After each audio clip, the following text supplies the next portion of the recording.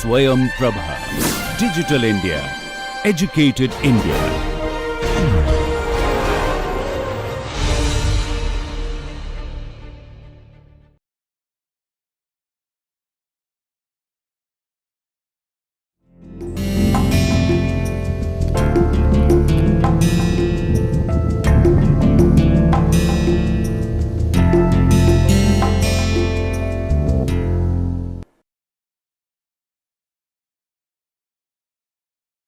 Namaste. In legal research method and methodology, today we will discuss the new dimensions in legal research. In this lecture, we are going to cover what are the new dimensions of legal research, what is the relationship between the legal research and law reforms. We will discuss research as a tool of the law reform. We will discuss different types of research and what is the need for law reform. We will discuss what are the different research strategies. We discuss current trend in legal research, what is the role of research guide and co-guide in legal research, and finally we discuss the conclusion. Let us begin. So firstly, we will discuss that what are the dimensions of legal research. See, fundamentally, the legal research can be divided into two dimensions. The one is creative and second is normative. Now, creative legal research is creative because it tries to interpret theories, concepts, rules and create new knowledge or enrich the existing knowledge. That is why it is called creative, because it tries to interpret the theories, concept, rules and create new knowledge. So, for the normative is concerned, the word normative express what does it mean? It means that here research is normative. This is because as it establishes the norms that are applied to the particular legal system. So, when the norms are applied to the particular legal system, they are known as the normative legal research. And when the legal research is creating or it is trying to interpret the theories, concept, rules and create some kind of a new knowledge and enrich the existing knowledge, we call that this is a creative research, legal research. So, research, we understand this, that research in ordinary sense. So, research in ordinary sense means searching. As we already have had discussion, a detailed discussion on what is research.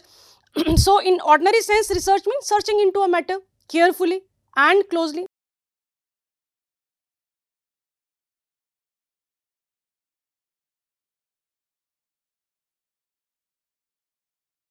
Research is systematic investigation.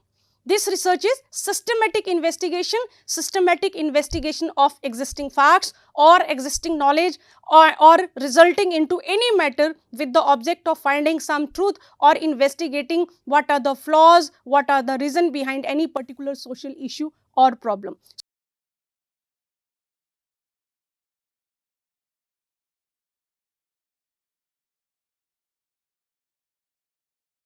Different from ordinary sense, because in academic sense this research is systematic investigation. This is in a proper systematic way. Here the researcher has a research design, he has to prepare the research design, and in research design he will plan all his work, how will he conduct his research.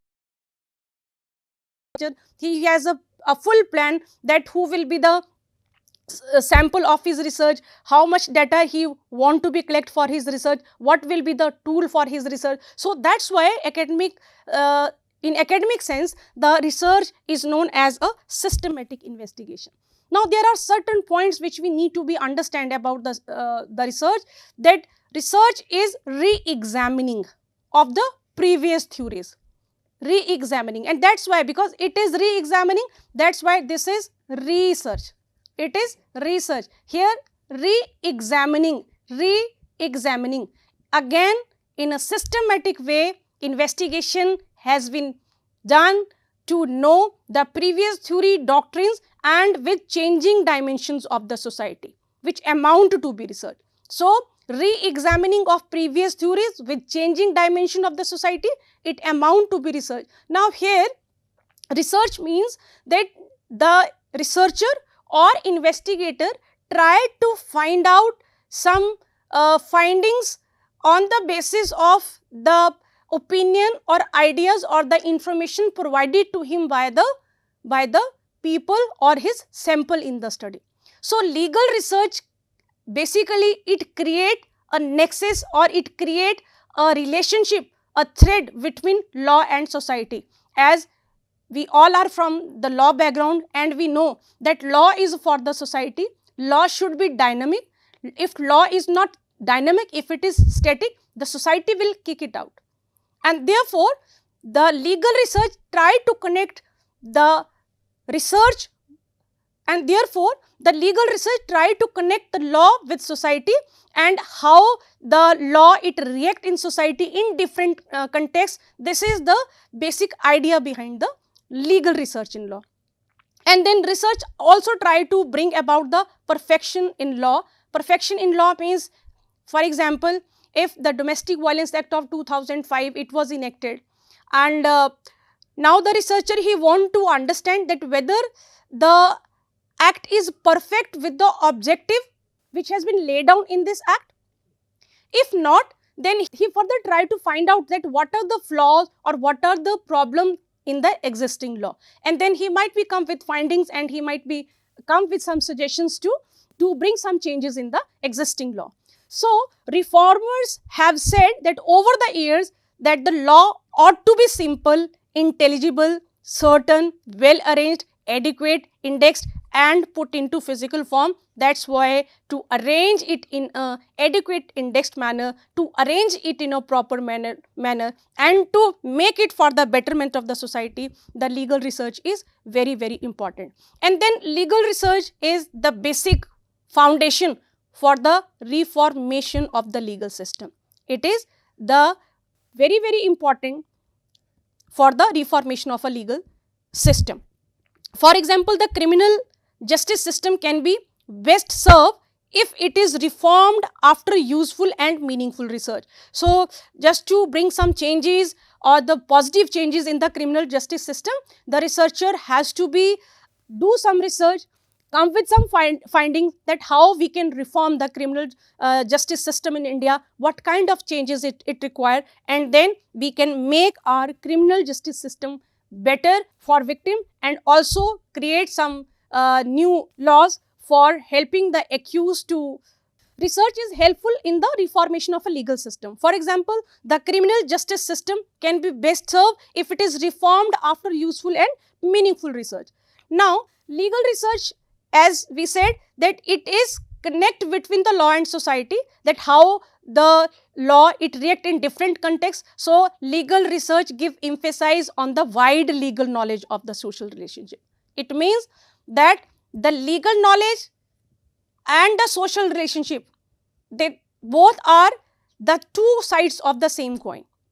Legal understanding is very, very important. Legal knowledge is very, very important to understand that how law is connected with the society, what is the relationship of the law with the society. That's why now it is the time to address that what are the new legal dimensions to understand the law and the connection of the law with the society. As we know that no society can exist without a significant legal system, and that's why every legal system is developed on the basis of the social system and social environment. So, researcher must have the knowledge of the social science as well. Legal research always concentrate on the relationship between the law and society and with their changing dimension with each other. And that's why the researcher need to have a very good understanding of the political science, of the sociology, of the anthropology. All these subjects are also very important for the legal research. So, researcher should have a very good understanding of these subjects also. Legal research, in legal research, it needs a lot of knowledge of justice, law and morality ethics. Now, this is also very important to understand that legal research is not in easy term to discuss. One should have a very clear understanding that the law is for what, how it affects the society, how the judiciary is interpreting the law, and what are the ethical and moral issues while this law is implemented in society, how the people they use this law, what are their opinion or idea about that specific law. So, every research has some significant result. It may be positive or it may be negative, but both have a significance in a legal research. Even in a negative aspect or a findings of a research will also give another way how to make that demerits into a merit, how to change the negative into positive, that will also come from the significant findings, though they are the negative in nature. So, for significant result in legal research, the researcher must have the wide knowledge of research methodology. So, the knowledge of research methodology is must for legal research, and he must have the understanding what are the different methods of research. So far, we already have had a very detailed discussion on what are the different tools which the researcher will use for the research, for pursuing his research. We know that what are the different kinds of legal studies. We understand that what are the different kind of the research methods we use for the socio-legal research, for the doctrinal research, for the non-doctrinal research, what is the case method, what are the observation, when observation will be used, what is the questionnaire, when the questionnaire will be used, what kind of research required, the questionnaire kind of a tool to collect the information data, where the person has to be choose interview as a tool for the collection of information or a data. So, all these things are very important for understanding. All these points, tools are important to understand if the researcher want to pursue a research, if the researcher want to pursue research in the field of law. Now, moving ahead, what is legal research? What is legal research? So, what is legal research? We understand legal research as a process of identifying and retrieving information which is necessary to support legal decision making. So, if this process is about identifying, retrieving information to support legal decision making, it means that legal research include each step of a course of action, and that begin with an analysis of the facts of a problem, and it conclude with the application and communication of the result of the investigation. So, the primary aim of a legal research is to suggest the improvement in the existing law, as it is possible that the law has failed to produce the desired results or extended or reduce its scope. And the secondary aim of the legal research is to toughest kind of law, to deal with the particular fact or a set of fact, whether it does not exist at all. Thus, the aim of the legal research is to suggest the law reform, to come with some amendment, to bring some changes in the law. For example, in 2013, we come with the Criminal Amendment Act of 2013, and it was the major changes in the criminal law in India. Then, on the other hand, law reform is the process of examining existing laws. Now, what is law reform? Law reform, it deal with the two things. One, existing law, it tried to process the existing laws, examining the existing laws, and second, it tried to advocate and implementing the changes in the legal system. So, law reform deal with the two aspects. One, examining existing law. Second, and advocating and implementing changing in the legal system if it require for the betterment of society. So, usually the aim of enhancing justice or efficiency is depend on the evaluation of the existing legal system and providing some suggestions or mentioning some kind of a changes in legal system for the betterment of society. So, many law reforms bodies, they are statutory corporations which are set up by the government, although they are usually independent from government control, and then they provide a very intellectual or independent point of view. They sometimes they come with the reports how the law should be progressed, what law reform activities include search that help the establishing an empirical basis of the law reform activity. So, Justice Verma Committee report, report came in the month of January itself in 2013, and in Feb we have the new Criminal Amendment Law 2013. So, the committees give their reports.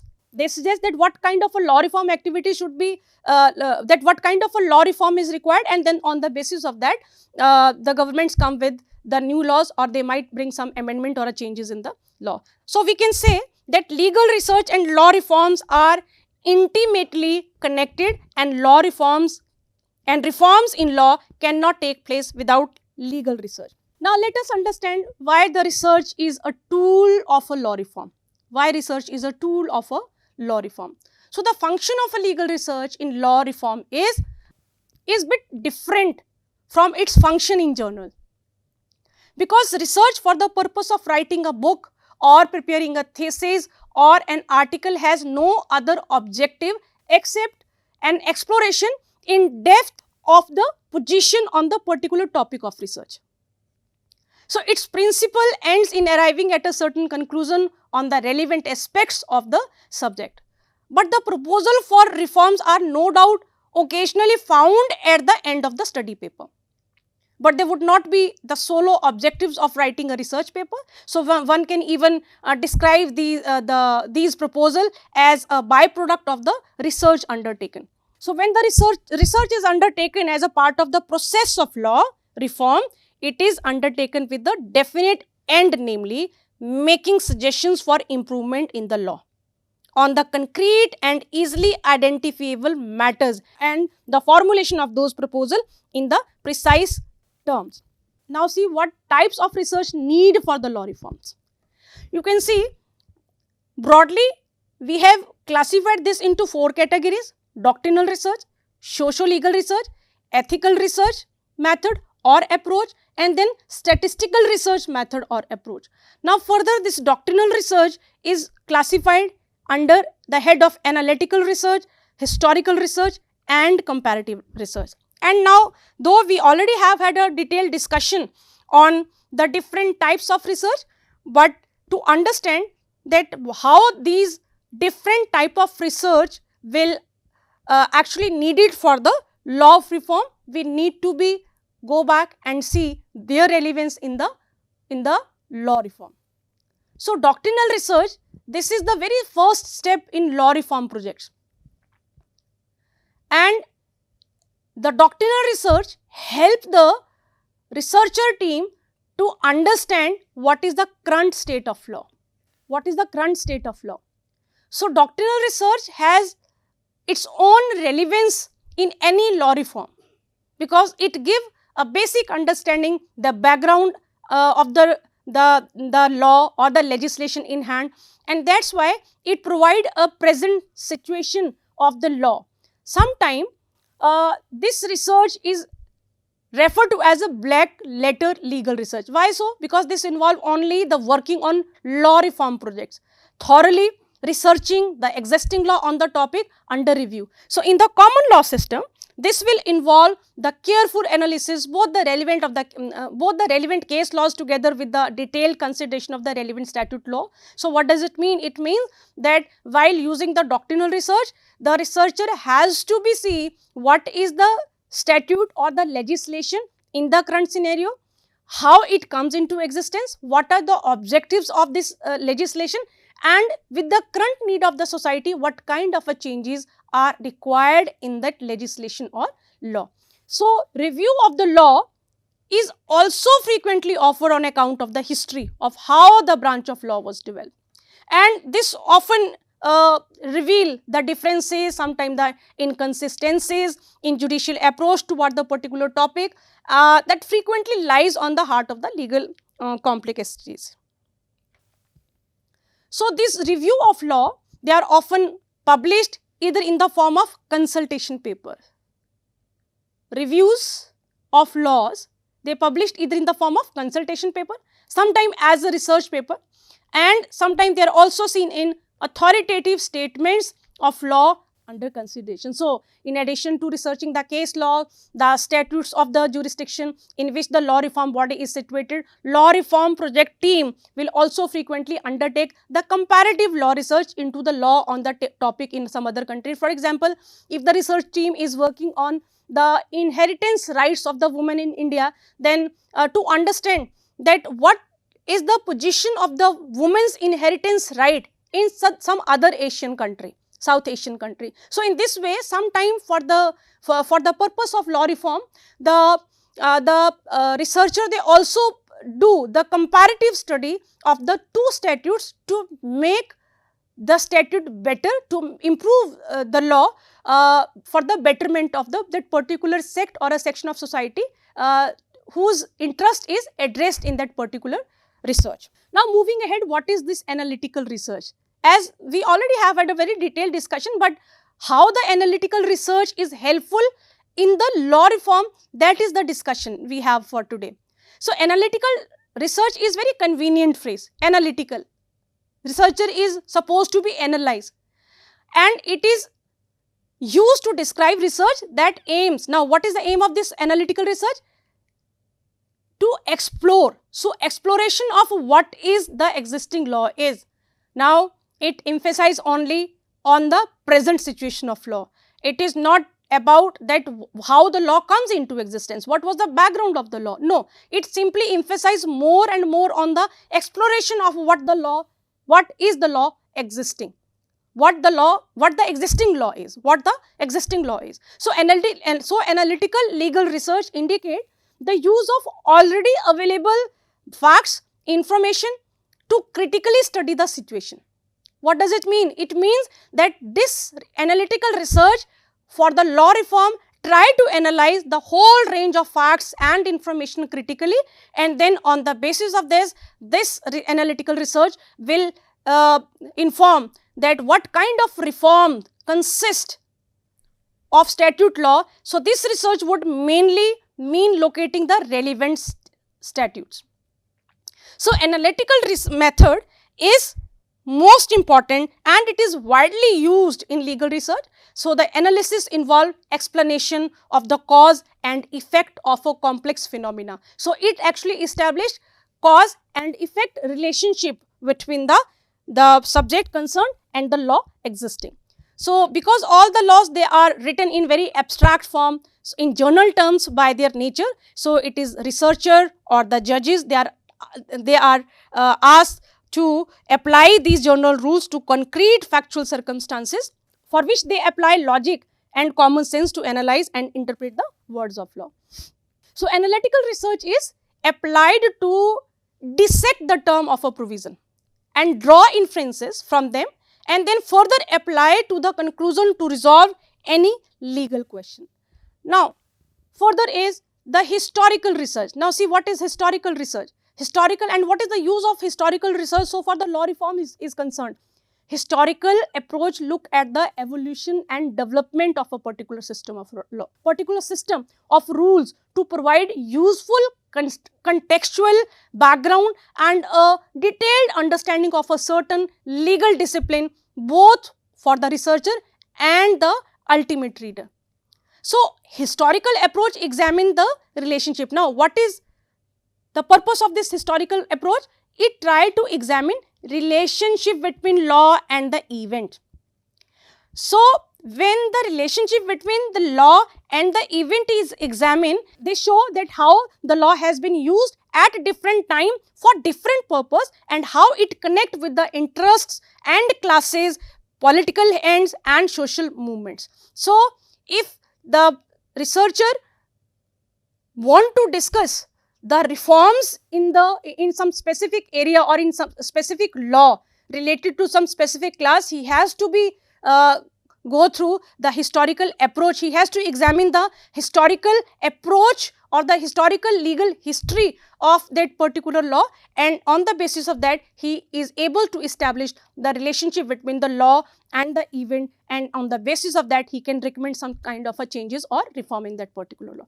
So it takes the view that history has a significant role in explaining the current state of law, which is true, and the past development and the future directions are certainly give a very good idea for a researcher to confine his study and to be focused there on the basis of some valuable historical facts available in the particular field which he opt for the study.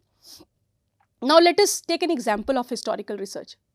To understand the institution and jurisdictional aspects of the United Nations, we need to have a brief look at the whole concept and history of the collective security, and that of what was the League of Nations could be of some help. Yes, this is a very good example to understand that if the person want to understand the institutions and jurisdiction of the and jurisdictional aspects of the United Nations, then the researcher will definitely go and see that how the League of Nations come into existence, what was the role the League of Nations has played, and then after that how United Nations comes into existence, with what objective United Nations was established, like this. So historical approach takes us from the past to the future. This historical approach serves a researcher to understand the present situation and show the general trend of changing in the law, how the law was in the past, then how it is present, and how it can be reformed for the betterment of the society in the future. So at the present it cannot be properly understood without some knowledge about the past. So law cannot be understood without having the proper knowledge of the past. So the historical approach is here to gain a clear perspective of the present, but historical research also aim at simply scholarly desire of the researcher to arrive at an accurate account of the past. So researcher develop his research that on the basis of that this is the past, this is the history. Historically, this was the status of the law, how it gradually developed, and what is the current state of this law, and how it can be improved, how it can be reformed for the betterment of the society in future. So the sources of historical approach include parliamentary debates or any legislative schemes, maybe the official reports of inquiry, maybe the old newspapers, maybe some newspaper reports, the journal, etc. So researcher should be very careful while he is trying to identify, and when he is trying to identify the articles, the sources, and he has to see the authenticity of the documents also. Now see, what is comparative research? So comparative research is also very important for the law reform, because it collect and examine and collate the emotions, doctrines, rules and institutions which are found in every developed legal system, or at least in most system. It notes the point in which they agree or they differ and seeks thereby to construct a system which shall be natural. So comparative law denotes a method of study and research and not a distinct branch of the department of law. Comparative research is a method of finding out what the law is in other country and considering whether it can be drawn upon with or without modification in my country. So something like this. So in this globalized and interdependent world, the study of the law of other countries is assuming a great significance. Now the whole world is connected on the digital platform. So the law of the foreign countries is increasingly becoming relevant in the national court proceeding, involve the international transactions and some other aspects also. That's why the comparative research is very, very important and helpful in the law reforms. So with the growth of this international and regional legal orders, we need to understand the forms and method of comparative legal studies, how to do the comparative legal study. Because to understand and engage in current legal debates, the researcher must have this understanding. And even one also need a comparative method to understand the law within one's own country. So comparative methods actually offer how the difference between the law of diverse countries and systems are analyzed, how they can be make more helpful to accommodate the citizens from one country to another country. So this comparative research will help the study, the researcher to appreciate for its benefit in the national legal system as well. So comparative method actually aims to harmonize, but not unify the world's different laws and legal culture. It tried to harmonize. So here the researcher is not about to suggest any kind of adoption of the legal system which is there in some other country, and because he get fascinated, oh, this is a very good system and we should also adopt this legal system, because every country has their own geographical area, their own community, their own culture, their own setup. That's why the law of one country is not necessarily acceptable in some other country. So this only comparative research only give a platform for the researcher to understand that what is the law in that country and how we can choose some positive and a good point for that from that particular law, and if we try to implement that in from the law reform perspective, whether it help or not. Then socio-legal research. Law reform agencies increasingly using the socio-legal research to advance their law reform projects. And that's why the socio-legal research is very popular among the students, the researchers, or the different institutions. They are having a very good funds to pursue the socio-legal research to understand the society and the law, and how the law is actually the benefiting the society or the social structure of the society. So socio-legal approach to the law is most characteristic feature of modern jurisprudence. Socio-legal approach view law as a means of social control and changes, and that's why the law is essentially a social phenomena, because law is operative in society only. So sociology of law, it seeks to explain the nature of law in terms of empirical condition within which the doctrine and institutions exist in particular society or in a particular social condition. So socio-legal research use the theories, the methods of social sciences to explore the operation of law, legal processes and legal institution as well. So socio-legal approach tell us that law is a social phenomena, it work in the social setting instead of a textual approach. So according to socio-legal approach, analysis of the law is directly linked to the analysis of the social situation to which the law apply, and it should be put into the perspective of that situation. So increasingly the socio-legal analysis has explored the relationship of the relationship between the law and the society, and what are the other modes of regulation of a law in the society. So the development of the socio-legal research has been a great significance to the work of the law reform agencies, and many of which employ a wide variety of employ a wide variety of the socio-legal approaches to their work. And they also include the historical analysis, theoretical work, empirical studies, then economic analysis also. So the historical analysis, it shows just the history of the development of a body of law, but it also shows the history of the social and political context within which the law is developed. Theoretical work, it give a new insight to the theoretical work, it provide a new insight to the often taken for granted assumption of lawyers, and empirical is it is operative in the field. So empirical study, it examine the operation of existing law in the practice or in the field in the society. And economic analysis, for example, he helped to know that how model changes in the legislation after affecting the behavior. So socio-legal research, it tried to investigate through empirical data how law and legal institution affect human attitude and what impact they create on the society. Socio-legal research try to assess the suitability of the legal institution to the needs of the society. That's why the socio-legal research is a very popular and it is a very useful way of providing the legal reforms in the law.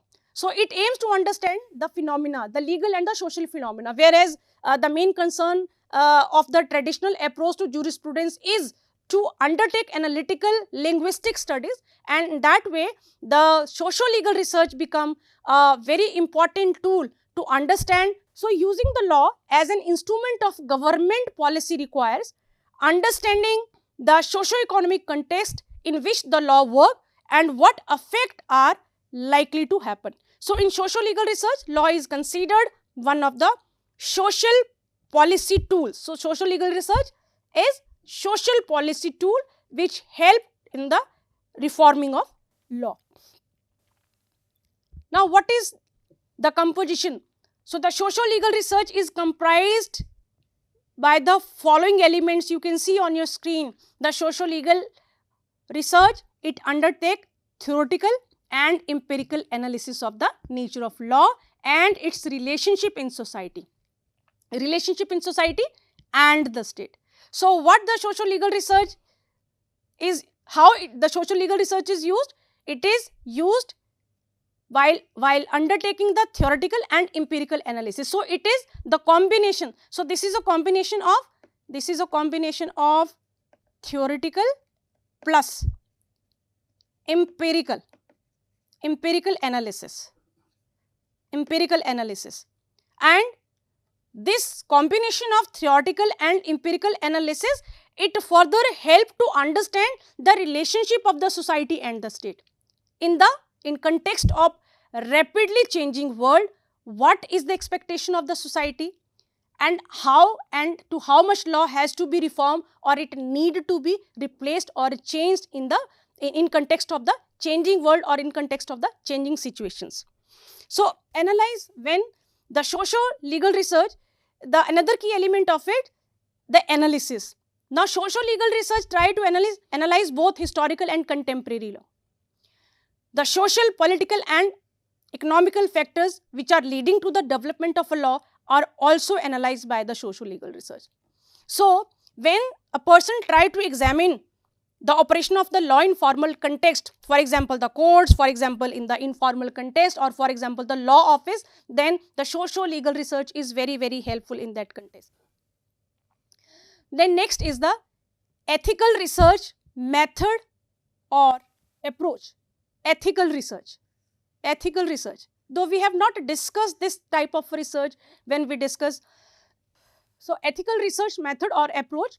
Ethical research method, we have not discussed this method when we discuss in detail what are the different types of the research method.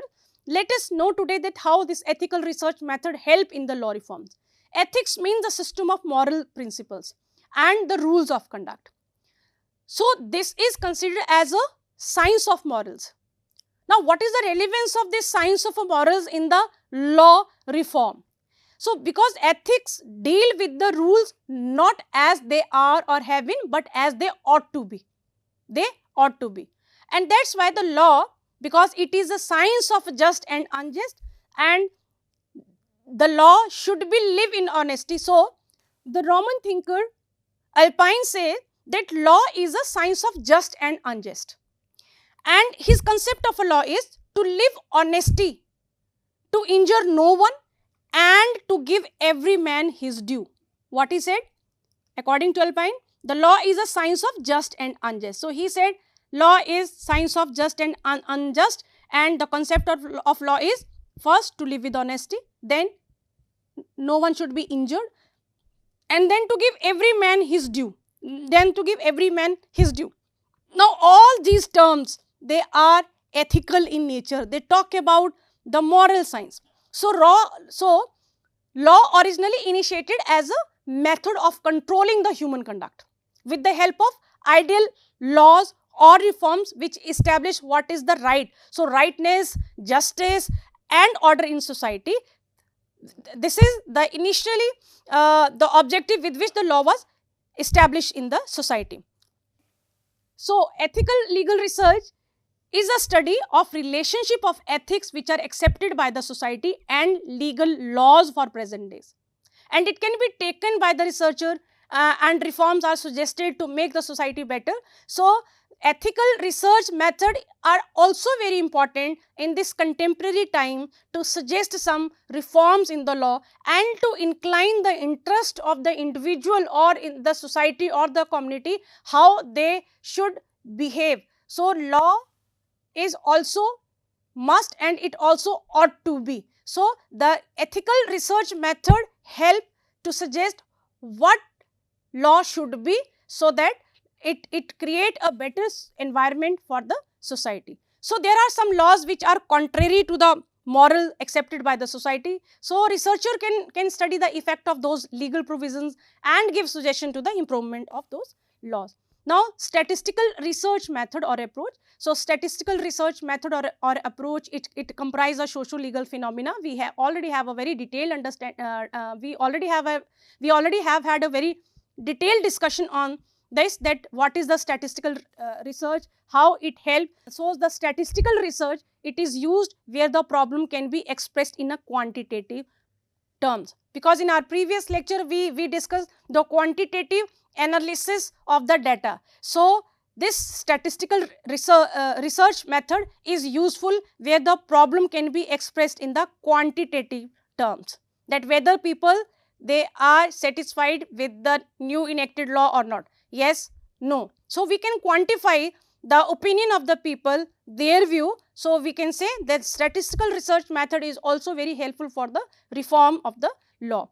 Then collection of statistics is a modern tendency in the research of any branch of knowledge, which is possible by using the statistical tools. So, research on law reform may have to seek the opinion from the public, and that's for that they need to be collect the data, and collection of statistics to show the working of the existing law is the main aim of the this statistical research method. Now, what is the research strategies?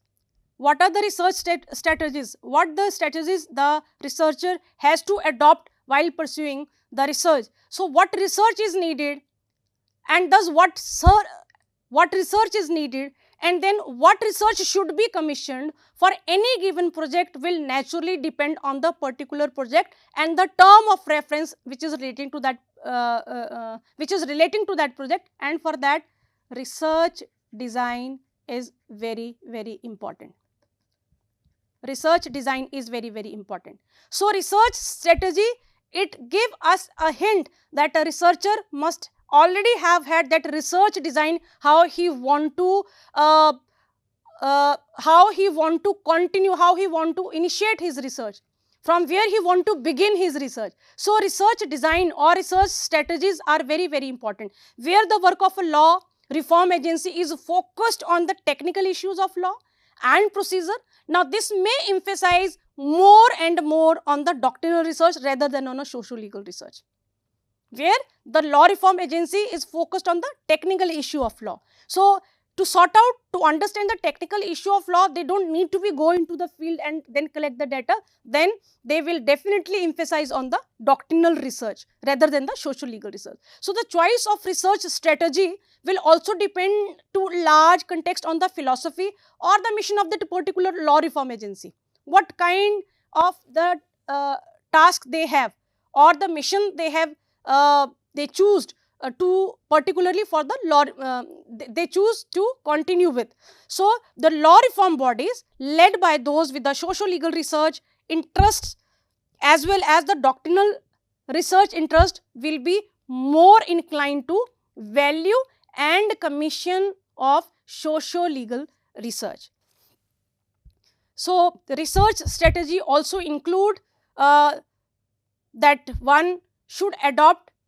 So, research strategy also adopted for any given project will also have wider implications for the management of the project.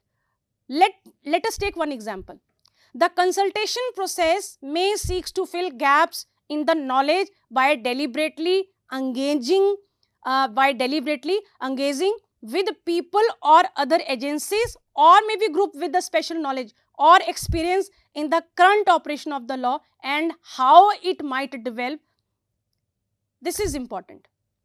So, they have to be now plan a full research strategy that how we will work, whether we will work with the group who might have a very special knowledge or who might have a experience in that current operation of a law, how it will be developed, how it will be worked. So, this kind of a strategies are very, very important when the agencies or organizations they are working on the issue or the project which is for the law reforms. So, where research findings, particularly empirical findings, they are available. So, it may be proved less important to use the concentrations process deliberately to target the gap in the knowledge. Now, see what is the current trend in legal research. Monodisciplinary legal research is there. Transdisciplinary legal research is there. So, this one, the monodisciplinary legal research, it confined to the discipline of law. Monodisciplinary, because this is mono. And this is trans, means it go outward. So, a study which transgresses to discipline related to law, we call this is the transdisciplinary legal research. Now, this transdisciplinary legal research is further classified into three categories. Quasi-disciplinary legal research, this is a study by the same scholar in different disciplinary perspective. Multidisciplinary legal research, Now, this is an independent study of common problem by the scholars of different disciplinary, maybe the scholars of the law, and then scholars from the psychology background, maybe the scholars from the anthropology background. They all come together, and then they initiate an independent study of the common problem, but they are the expert from the different subjects. Then the interdisciplinary legal research. Now, what is this interdisciplinary legal research? This is a cooperative study by scholars from different disciplines.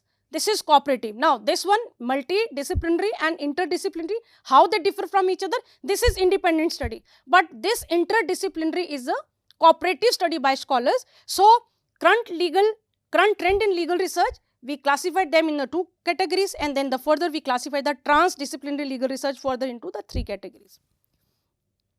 Now, as it is already mentioned that what is the monodisciplinary research? It confined to the discipline of law. It confined to the discipline of law. So, based on such as analysis, they have been coming up with some tentative explanation, monodisciplinary law. So, they come with some tentative explanation of law and principles which is deductible therefrom and from judicial pronouncement, and thereupon predicting future course of the development of law. So, it means now they are hinting at the problem and that may likely arise in future, and then they also suggest what is the way out for that. So, this is the monodisciplinary law research, legal research. So, these research, monodisciplinary research, they have been obviously be confined to the discipline of law, because they are only confined to the discipline of law. As researcher, they are treating law as the very close discipline, and they needed not to go beyond the discipline of the law or look for material which is laying beyond the law. So, this type of a legal research is called the monodisciplinary legal research, as the discipline involved is only one, and that is the law. So, all doctrinal legal research, obviously they fall in the category of monodisciplinary legal research. However, monodisciplinary legal research, in spite of its potentiality to contribute in bringing clarity, consistency and certainty in law, it also initiates reform in law, and it has its own limitations for that, of course, but then it also addresses to a limited audience, for example, the member of the profession, the judges, the lawyer, and it is meant to assist them in discharge of their day-to-day professional tasks. Then the transdisciplinary legal research, we already understand that what does it mean, transdisciplinary legal research. Now, during the recent past, some new trends, they away from the monodisciplinary legal research, and they all of a sudden they have emerged in the domain of law. So, all inquiry into a legal fact transgresses the discipline of law and touches upon the discipline of the related to law. Such legal research to distinguish it from the former one, and maybe that is labeled as the transdisciplinary legal research. Let us understand how. For example, each legal rule is in ultimately analysis, it intend to apply and govern in a factual situation in life. So, all the disciplines that are connected with this factual situation of life, therefore, have the nexus or connection with the law. So, history, philosophy, sociology, psychology, religion and anthropology, they, to mention a few, are thus related with the law. Means there is a proper nexus of a law with these different subjects, because law is operative in society, and somehow the philosophy, the sociology, the psychology and the anthropology, they are connected with the person, the community who are living in this society. So, social legal research, this generally fall into this the transdisciplinary legal research, it fall into different categories. The social legal research generally fall into the category of this transdisciplinary legal research. So, what we understand, what we understood, that the doctrinal research fall in the category of monodisciplinary legal research, but non-doctrinal research, it fall into the category of transdisciplinary legal research. Transdisciplinary legal research, it compared to monodisciplinary legal research, has more potential to contribute to the factual situation of the society. It has a lot of capacity to give the factual advancement of knowledge and development of the law. So, what are the three types of transdisciplinary legal research? Quasi-disciplinary, multidisciplinary and interdisciplinary in nature. So, quasi-disciplinary legal research, when research is undertaken by same scholar of law in different perspective that transgress the discipline of law. Let us take one example. See on your screen.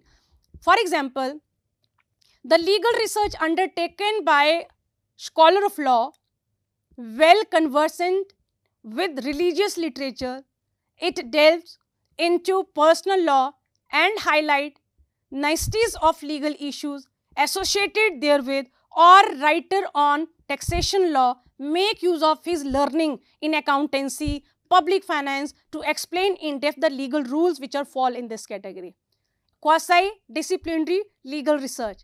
Legal researcher who is pursuing his research in law is also using his expertise in some other law in writing the paper or contributing in the reformation of law. Now, multidisciplinary legal research. So, unlike quasi-disciplinary research, it involves a study of a common problem by scholars. Now, these scholars are from the different disciplines and each studying it from his own specialized angle. Now, see one example. Scholars of law, sociology, political science, they may individually study of the issue which is pertaining to the gender equality or an affirmative action on that. For example, the student of a law, he want to study the thought of a gender equality from the perspective of the fundamental right in Article 14 of the Constitution. But the student who is from sociology, he want to see that whether in our society where the literacy rate is improved in the last 2-3 decades, in spite of literacy. So, unlike quasi-disciplinary research, it involves a study of the common problem by the scholars, several disciplines, each studying it from its own specialized. For example, the law students, he want to discuss the gender equality from the perspective of the Constitution, Article 14 of the Constitution. The student or the scholar from sociology, he just want to understand that why the gender equality is still missing in the society, though we have a very good literacy rate even among the women in India. And then the interdisciplinary legal research. This is a research which endeavor undertaken jointly by scholars belonging to the different disciplines. So, quasi-disciplinary legal research, it enables legal scholars to offer more realistic and a meaningful policy and reform oriented proposal in the area of his inquiry. However, the contribution of this quasi-disciplinary legal research, it is certainly depend on the depth of the scholarship of the researcher in the field of law as well as in the field which is allied to law. So, interdisciplinary legal research, they are very helpful to understand that the research done by the research scholar in close association with the different scholars, how these research they are helpful in the reformation of the law and how they can betterly put the situation of the law in the present scenario and how it can be changed and how it can be benefited in future if the reforms has been made in the present law. Now, role of research guide and co-guide in legal research is also very important. A research guide and research co-guide, which often referred to as a simply the supervisor and co-supervisors, they are responsible for the general oversight of an academic research project. So, we also classify them into we also can classify them into 3 types: supervisor, associate supervisor and then co-supervisor. All these 3, they have an understanding of taking the research. They look after the researcher, how he has prepared the research design, how he is pursuing the research, and then they also mentor the researcher to pursue his research, to design his proposal, to how to do the review of literature. So, associate supervisor or a supervisor, they are the persons who the associate supervisor is a person from the external university, supervisor may be a person from the student's university, and then co-supervisor may be established for a student in lieu of supervisor sometime. They help him to understand the research and to pursue his research and complete his research project or a thesis.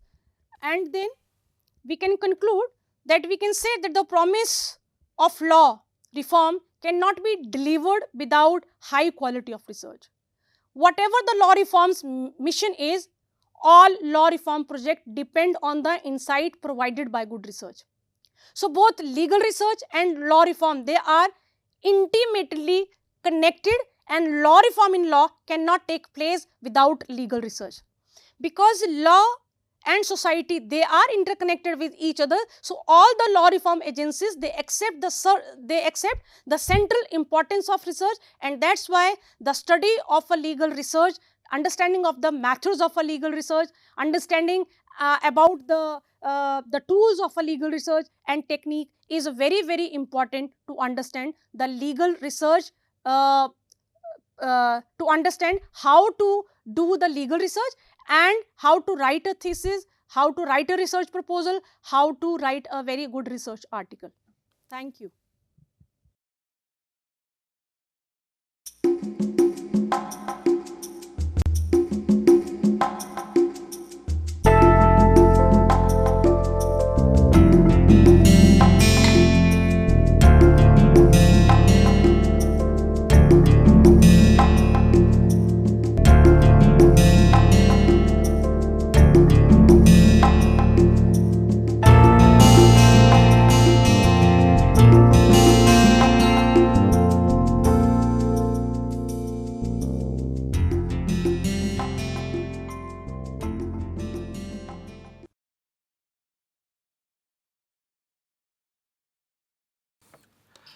Hello and welcome to this piece of literary snippet. Today we are going to read a section from Virginia Woolf's novel Orlando. And the section that we are going to listen to today is perhaps one of the finest descriptions of the winter season in English literature. It is also a very fine piece of what we call fantasy writing. I have made a few changes to the original to adapt it for the purpose of reading.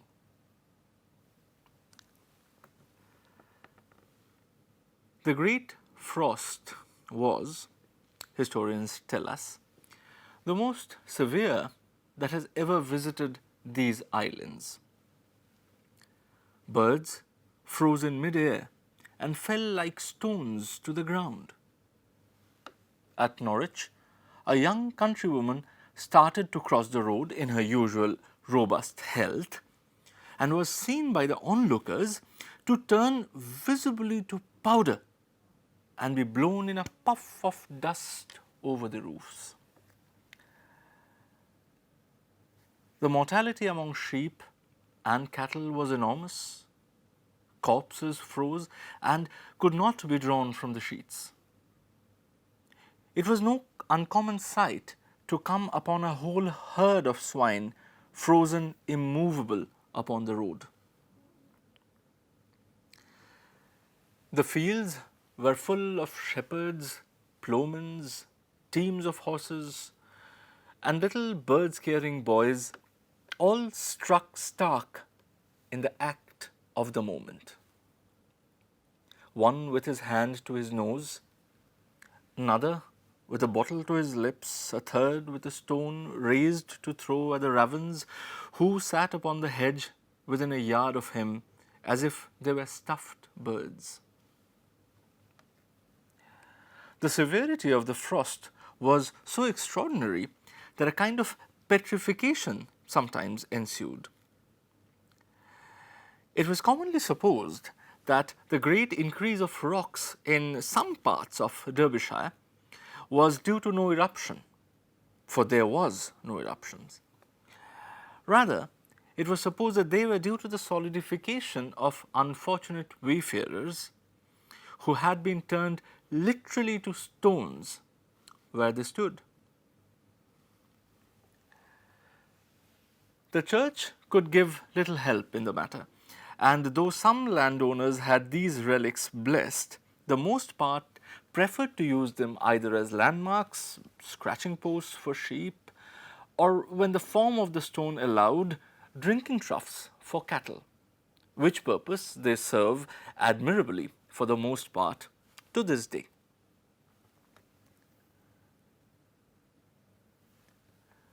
But while the country people suffered the extremity of want, and the trade of the country was at a standstill, London enjoyed a carnival of utmost brilliance. The new king directed that the river, which was frozen to a depth of 20 feet, should be swept, decorated, and given all the semblance of a park or pleasure ground, with arbors, mazes, alleys, drinking booths, all at his expense, of course. Frozen roses fell in showers when the queen and her ladies walked abroad. Colored balloons hovered motionless in the air. Here and there burnt vast bonfires of cedar and oak wood, lavishly salted so that the flame were of green, orange, and purple fire. But however fiercely they burnt, the heat was not enough to melt the ice, which, though of singular transparency, was yet of the hardness of steel. So clear, indeed, was the ice that there could be seen, congealed at a depth of several feet, here a porpoise, there a flounder. Shoals of eels lay motionless in a trance, but whether their state was one of death or merely of suspended animation which the warmth would revive, puzzled the philosophers. In short, nothing could exceed the brilliancy and gaiety of the scene by day. But it was at night that the carnival was at its merriest. The nights were of perfect stillness. The moon and stars blazed with the hard fixity of diamonds, and to the fine music of flute and trumpet the courtiers danced. See you in the next episode of Literary Snippet.